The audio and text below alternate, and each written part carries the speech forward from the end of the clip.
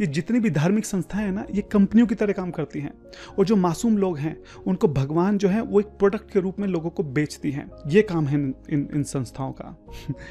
देखिए, ये जो आइडिया है बहुत एक कॉमर्शलाइज, एक डिस्टॉर्टेड कॉमर्शलाइज्ड आइडिया है। अगर हमें सही एनालॉजी लेनी है तो वो हम ये ले सकते हैं कि जितनी भी संस्थाएं हैं ये अलग अलग हॉस्पिटल्स की तरह हैं।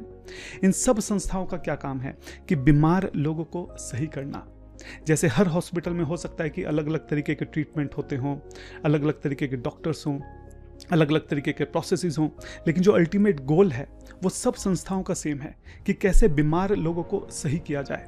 इसी तरीके से जितनी भी संस्थाएं हैं उनका मेन गोल ये है कि किस तरह से लोगों को भगवान के करीब लाया जाए। अब कलयुग में लगभग सभी चीज़ें कॉमर्शलाइज हो गई हैं, वो स्कूल हों, कॉलेजेस हों, यूनिवर्सिटीज़ हों, हॉस्पिटल्स हों, बैंक्स हों, आप किसी भी चीज़ को देखिए तो सब चीज़ें कॉमर्शलाइज्ड हैं, तो संस्थाएं भी कॉमर्शलाइज्ड हो गई हैं, ठीक है।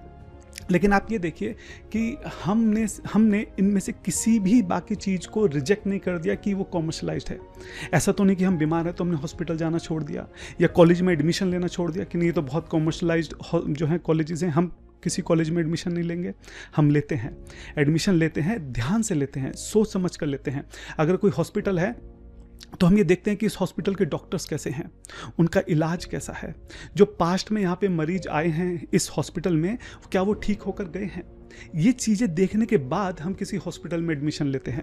बिल्कुल ठीक इसी तरीके से जो संस्था है, हो सकता है वो कॉमर्शलाइज हो, बाहर से बहुत चकाचौंध दिख रही हो, लेकिन हमें बाहर की चकाचौंध देखकर उसको एक्सेप्ट या रिजेक्ट नहीं करना है। अगर हमें सही देखना है कि कोई संस्था कितनी अच्छी है तो हमें देखना चाहिए कि उनकी फिलॉसफी क्या है, उनकी बुक्स में क्या लिखा हुआ है, वो कोर है। वहाँ पे जो भक्त कई सालों से आ रहे हैं, 5 साल से 10 साल से वहाँ पे आ रहे हैं, उनका कैसा स्वभाव है, उनको कितना फ़ायदा हुआ है, वो भक्ति में कितना आगे बढ़े हैं, ये पैरामीटर्स होने चाहिए हमारे किसी संस्था को एक्सेप्ट या रिजेक्ट करने के लिए।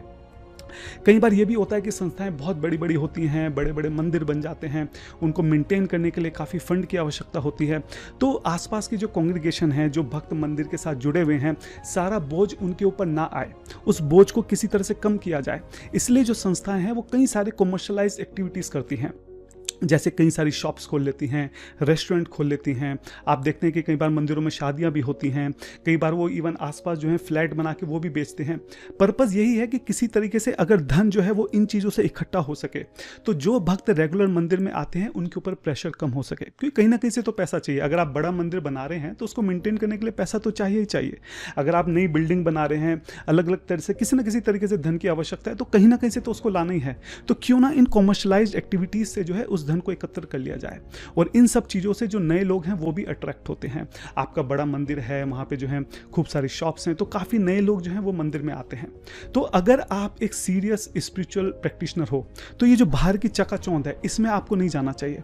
आप चुपचाप अंदर जाओ, किताबें उठाओ, किताबें पढ़ो, फिलॉसफी क्या है, जो उस फिलॉसफी को फॉलो कर रहे हैं वो लोग कैसे हैं, ये पैरामीटर होने चाहिए हमारी किसी संस्था को एक्सेप्ट या रिजेक्ट करने के लिए। हरे कृष्णा।